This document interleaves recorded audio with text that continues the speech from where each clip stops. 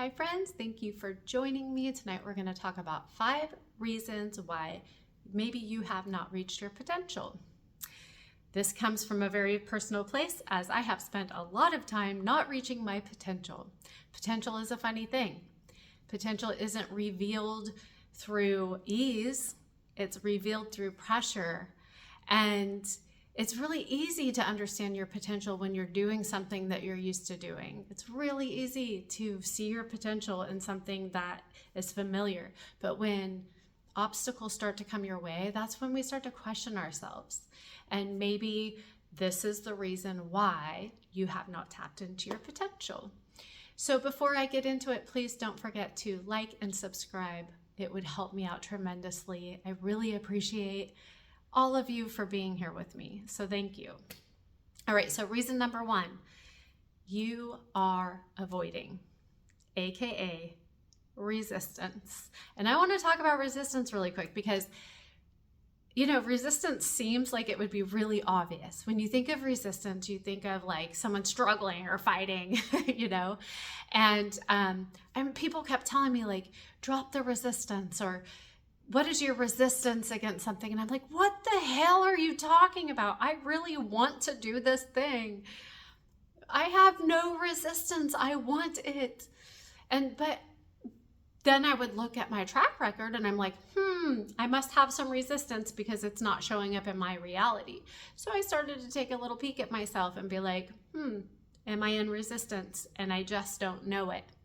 And as I started to watch myself, every time I was confronted with something I wanted to do or was called to do or called to be, I started to examine myself and watch what happened.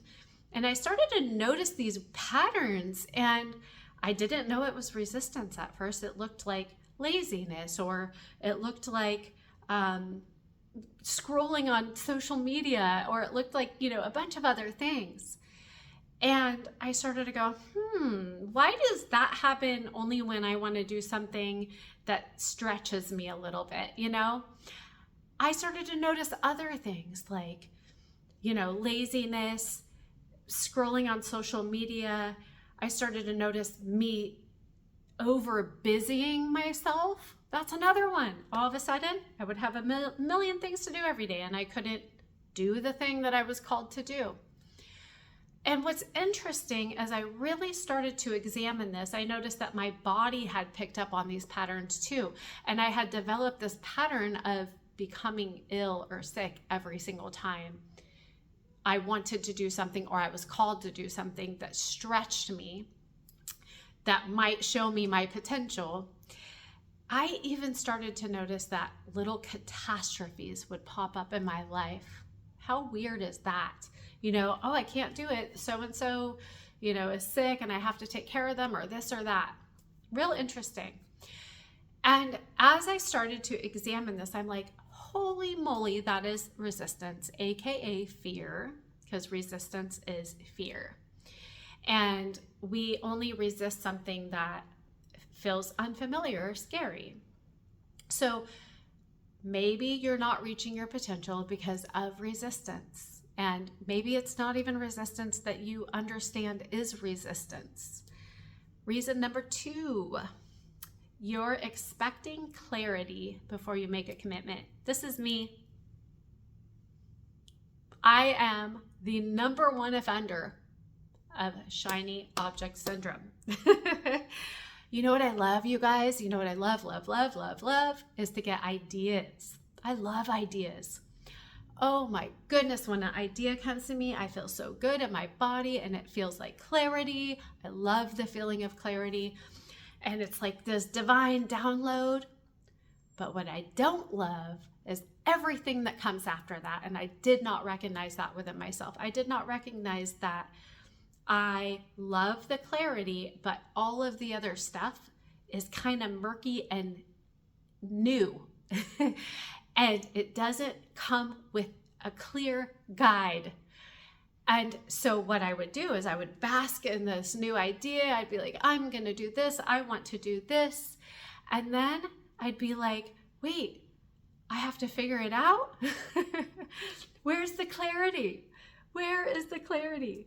You know, a lot of us want to wait for the download, the clear plan, the feeling ready, but clarity does not come before the commitment.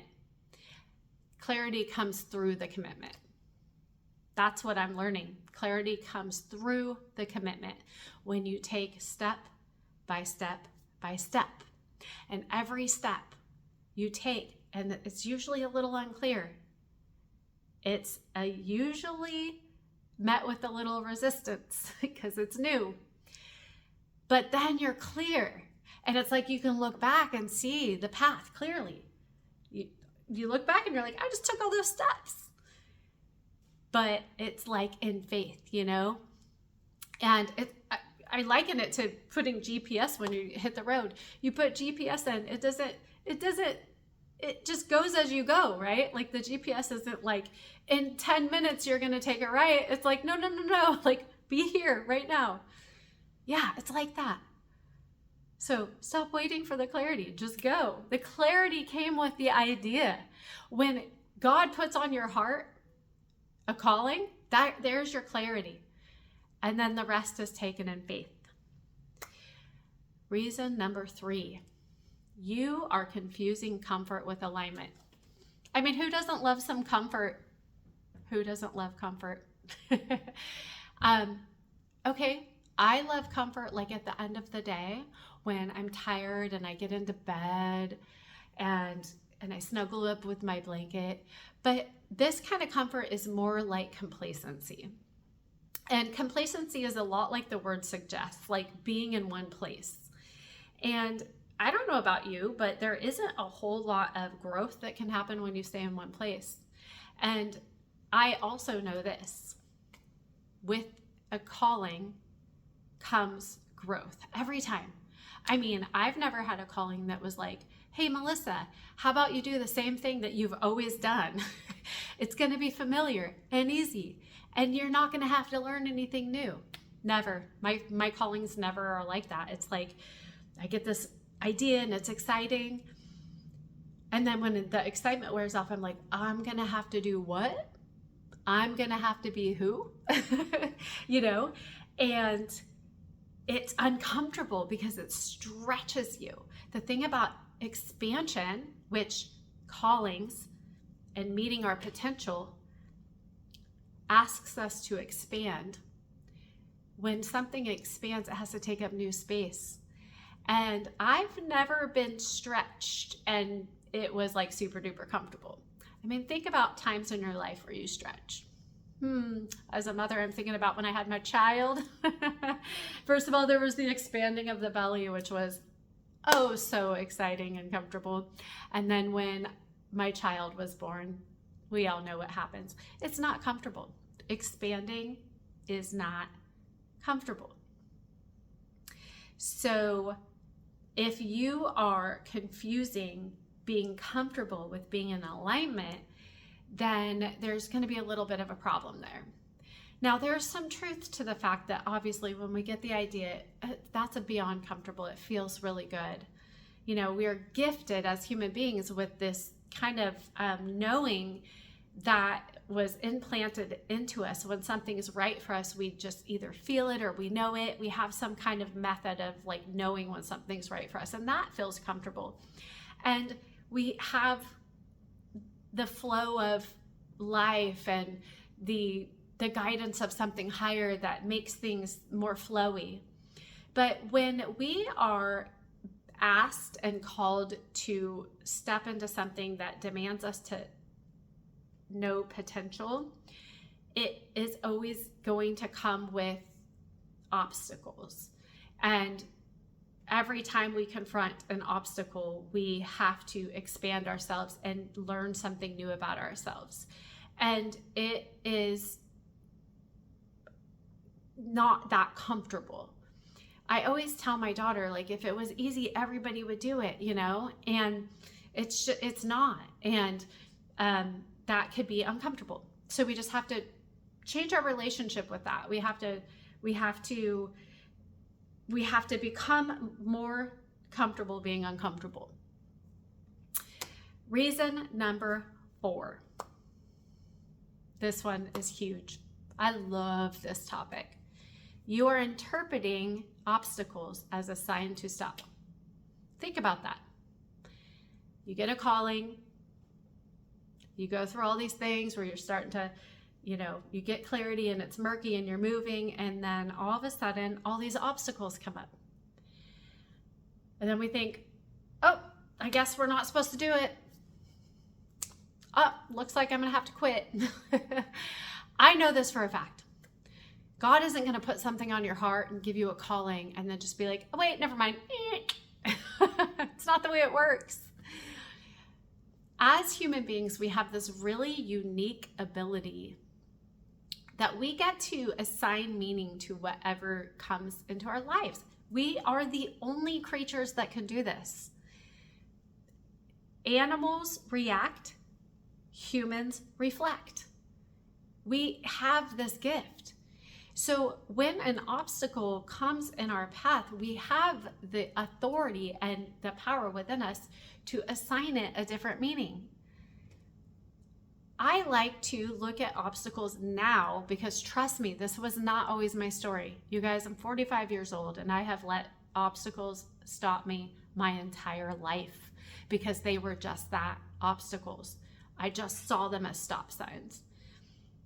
But now I look at them and I'm like, okay, if I'm going to take on that obstacle that was just dropped in front of me, what am I going to have to do? What version of myself is going to have to be birthed to move through that? And then I'm going to have to pull out different strengths and strengthen this muscle and soften here and do all of these different things to move through that obstacle. Think about it. If you think about our military, right? Our military humans that go in and train, they don't put them on this flat path to train on a road that's paved well. They're like, no, you're gonna run 20 miles and then climb up a wall and move through mud and whatever. I actually have no idea what their training is like, but I can assume that they've met their potential because the obstacles on their training course were difficult. And we are not any different. We get to assign meaning to these obstacles. We get to choose what the obstacles mean to us and how they're going to forge us and how they're going to refine us. Obstacles aren't detours. They're initiations. Obstacles are not punishment. Obstacles are not punishment. You guys, this is going to seep into my next point, but let me just say this again. They're not punishments. They're gifts. They're grace. They're mirrors. There are these things that come up and then we get to look at ourselves and see what we're made of. We get to tap into our potential. It's not a stop sign. It's a threshold. Okay? We get to choose that. And are the obstacles making you stop? Or are they strengthening things within you? Because when this shifts, it's a game changer. It's an absolute game changer. All right, reason number 5. And you guys, this one hits deep. This one hits deep. Okay? I'm going to take a minute.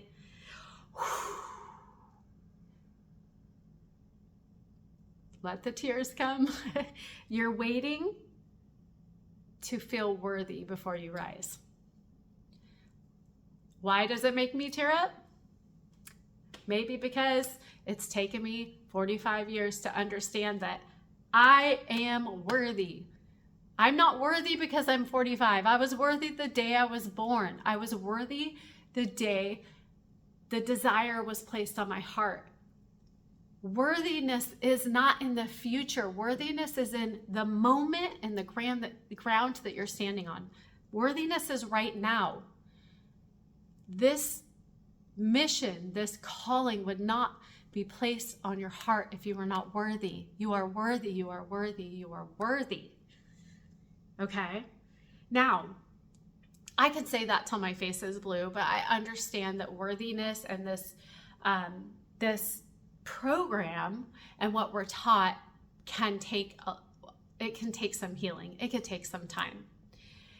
I know that from the gate we're like you go to school and you're not worthy of the A until the end of the semester. You're not worthy to graduate until the 13 years that you're in school. It's like you have to do all these things to be worthy of the thing. But that in the natural law, that's not the way that it works. That's just not the way that it works. Worthiness is not in the future. Worthiness is here in this moment. And another thing is that confidence isn't something that comes first. It's like you look at these people and they've been doing these things for all of, maybe think about somebody who has kind of a similar calling to you. And I'm not asking you to compare. I'm just for a brief moment, because we do comparison, throw that out. That's another reason. That's number 6. Comparison is probably a huge reason why you haven't met your potential, because you're afraid, because you're comparing your day 1 to their, year 50.